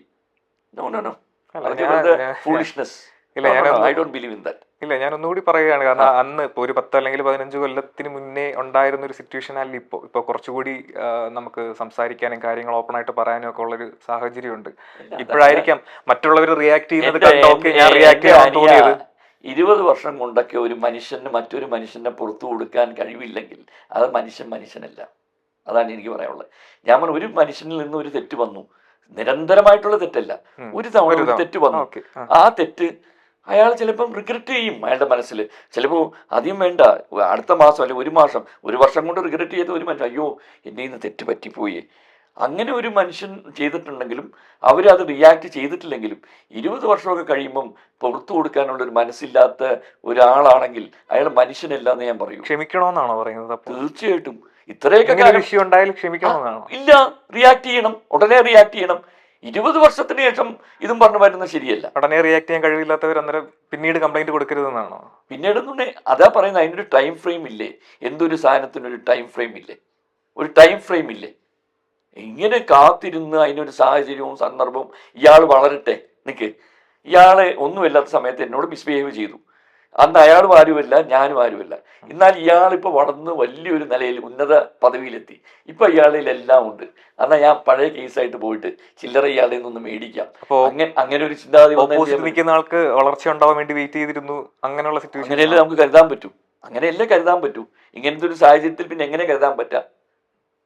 അതാ ഞാൻ പറയുന്നത്. 20, 15 വർഷം, 20 വർഷം, ദാറ്റ്സ് ഓൾ ടു മച്ച്. അതൊന്നും എനിക്ക് എൻ്റെ നിയമത്തിൽ അത് ശരിയായിട്ട് എനിക്ക് തോന്നിയിട്ടില്ല. ഞാൻ ആരെയും ഇത് ചെയ്യയില്ല, സേഫ് ഗാർഡ് ചെയ്യയില്ല. ഒരു ലിമിറ്റുണ്ട് എല്ലാ ഒരു കാര്യത്തിനും. Limit to everything. നമുക്ക് രണ്ടുപേർക്ക് രണ്ട് അഭിപ്രായമാണ്. ലോകത്ത് എല്ലാവരും ഒരുപോലെയല്ലോ, 5 പേരിൽ ഒരുപോലെയല്ല. എല്ലാവർക്കും അവരവരുടെ വ്യത്യസ്ത അഭിപ്രായങ്ങളുണ്ട്. അതിലേക്ക് വിടുക. ഞാൻ പറഞ്ഞാൽ ചിലപ്പോൾ നിങ്ങൾക്ക് മനസ്സിലാവില്ല, നിങ്ങൾ പറഞ്ഞാൽ എനിക്ക് മനസ്സിലാവില്ല. നിങ്ങളുടെ വ്യക്തിത്വം അതാണ് പറയുന്നത്, നിങ്ങൾ അത് ഫോളോ ചെയ്യുക. എൻ്റെ വ്യക്തിത്വം ഇതാണ് പറയുന്നത്, ഞാൻ എന്നെ ഫോളോ ചെയ്യുക. എനിക്ക് നിങ്ങളെ ഫോളോ ചെയ്യാൻ പറ്റില്ല, നിങ്ങൾക്ക് എന്നെയും ഫോളോ ചെയ്യാൻ പറ്റില്ല. എനിക്ക് തീരെ പറ്റില്ല. ഞാൻ എൻ്റെ ഒരു സ്റ്റബാണ്, എൻ്റെ ഒരു ക്യാരക്ടറൈസേഷൻ ഉണ്ട്, ഞാൻ അതേ ഫോളോ ചെയ്യുള്ളൂ. വേറൊരാളത് ചെയ്യണമെന്ന് പറഞ്ഞാൽ ഞാൻ എൻ്റെ പുറകൊന്നും വരില്ല. എനിക്ക് തെറ്റായി തോന്നിയാൽ തെറ്റെന്ന് പറയും, ശരിയായി തോന്നിയാൽ ശരിയാണെന്ന് പറയും. അതിൻ്റെ സ്വന്തം അച്ഛൻ്റെ ആണെങ്കിൽ പോലും ഞാൻ അങ്ങനെ പറയുന്ന ആളാണ്. ഇപ്പോൾ സാറ് മുന്നേ പറഞ്ഞിരുന്നു, ഇപ്പൊ നിൽക്കുന്ന പല മുൻനിര നടന്മാർക്കും അന്ന് സാറിന്റെ കെയർ ഓഫിൽ അവസരങ്ങൾ മേടിച്ചു കൊടുത്തിട്ടുണ്ടെന്ന് പറഞ്ഞിട്ടുണ്ടായിരുന്നു. പക്ഷേ പിന്നീട് സാറിന് ഒരു ആവശ്യം വന്ന സമയത്തൊന്നും അവരെ കണ്ടില്ല എന്നും പറയുന്നു. അതിലൊന്നും എനിക്ക് അഭിപ്രായ വ്യത്യാസമൊന്നും ഇല്ല. സാഹചര്യം മേടിച്ചു കൊടുക്കുന്നത് എന്താ ഉള്ളത്? എനിക്ക് വന്ന ഒരു സംഭവം ഞാൻ വിളിച്ചു പറഞ്ഞിട്ടുണ്ട്, ബ്രദർ അവിടെ ഇങ്ങനെ ഒരു സംഭവം ഉണ്ട്, നിങ്ങൾ അയാളെ കോണ്ടാക്ട് ചെയ്യൂ. അല്ലെങ്കിൽ 1-2 പേരെ എൻ്റെ കാറ് പിടിച്ചുകൊണ്ട് പോയിട്ടുണ്ട്, അവിടെ മേടിച്ചു കൊടുത്തിട്ടുണ്ട്. ദാറ്റ് ഡസൻ മീൻ ദാറ്റ് അവർ വലുതായി കഴിയുമ്പോൾ അതൊക്കെ ഓർത്തിരിക്കണമെന്നൊന്നും എനിക്ക് നിർബന്ധമില്ല. സാർ പറഞ്ഞ ഒരു പോയിന്റിൽ ഒരു വൺ സൈഡർ ആയിട്ടൊരു കാര്യം എന്ന് വെച്ച് കഴിഞ്ഞാൽ, ഇപ്പോൾ സാറ് ഇന്റർവ്യൂസിൽ പറഞ്ഞ കാര്യം എന്ന് വെച്ച് കഴിഞ്ഞാൽ, സാർ അവസരങ്ങൾ മേടിച്ചു കൊടുത്തിരുന്നത് പിന്നീട് സാറിന് ഒരു ആവശ്യം വന്നപ്പോൾ അവരാരെയും കണ്ടില്ലെന്ന് പറഞ്ഞു. അതിനോടൊപ്പം തന്നെ സാർ പറയുന്ന ഒരു കാര്യമാണ് സാർ അങ്ങനെ അവസരങ്ങൾ ചോദിക്കാറില്ല എന്നുള്ളത്. അപ്പോൾ സാർ ഈ പറയുന്ന ഒരു സ്റ്റേറ്റ്മെന്റിന് ഒരു വൺ സൈഡ് നേച്ചർ വരുന്നില്ല എന്നാണ് ഞാൻ ചോദിക്കുന്നത്. അതായത് അവസരങ്ങൾ എനിക്കൊരു ആവശ്യം വന്നപ്പോൾ അവരാരെയും കണ്ടില്ല എന്ന് പറയുമ്പോൾ അവസരങ്ങൾ ചോദിക്കുന്നില്ല. എനിക്ക് അങ്ങനെ ചിന്തിക്കാമല്ലോ, ഞാൻ അതുകൊണ്ട് അത് നിർബന്ധിക്കുന്നില്ലല്ലോ. ചിന്താഗതി ഈസ് ഡിഫറെന്റ്. അത് taking initiative, that's A different thing. ഞാൻ അതും പറഞ്ഞ് അവരോട് വിളിച്ചു പറയും, അവരുടെ പേര് ഇന്റർവ്യൂവിൽ പറയും, അവരെ മോശപ്പെടുത്തലും അങ്ങനെ ഒന്നും ഞാൻ ചെയ്യുന്നില്ലല്ലോ. ഒരു അനുഭവം എനിക്കുണ്ടായി.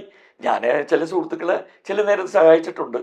ഇന്ന് ആ സുഹൃത്തുക്കള് എനിക്കൊരു ആവശ്യം വരുമ്പോൾ എൻ്റെ കൂടെ ഇല്ല. അത് അതിനിപ്പോ എന്ത് ചെയ്യാൻ പറ്റും? സാർ അവരുമായിട്ടൊരു കണക്ഷൻ മെയിൻറ്റെയിൻ ചെയ്യാനിട്ടല്ലേ ഇങ്ങനെ ഒരു സിറ്റുവേഷൻ? അങ്ങനെ ആയിരിക്കാം. അപ്പോൾ അവരെ എങ്ങനെ കുറ്റം പറയാൻ പറ്റും? ഇല്ല, ഒരിക്കലും ഇല്ല. അവര് കുറ്റം പറയുന്നില്ല. ഞാൻ എൻ്റെ മനസ്സിലെ ചില അവസ്ഥകളല്ലേ പറയുന്നത്. അതുകൊണ്ട് ഞാൻ കറക്റ്റ് ആയിരിക്കണമെന്ന് നിർബന്ധമില്ലല്ലോ. അതല്ലേ ഞാൻ പറഞ്ഞത്, ഞാനും മനുഷ്യനാണ്, എന്നിൽ കുറേ നന്മയും തിന്മയും അടങ്ങുന്ന ഒരാളാണ്. ഞാൻ പറയുന്ന എല്ലാം ശരിയാണെന്നൊന്നും ഞാൻ ഒരിക്കലും പറയില്ല. അപ്പം ഞാൻ ചിലപ്പം എൻ്റെ മനസ്സിലുള്ള ചില കാര്യങ്ങൾ ഞാൻ പറയുന്നു, അപ്പുറത്തിരിക്കുന്ന ആൾക്കത് കേൾക്കുമ്പോൾ അത് ശരിയല്ല എന്ന് തോന്നുന്നു, അയാൾ പ്രകടിപ്പിക്കുന്നു.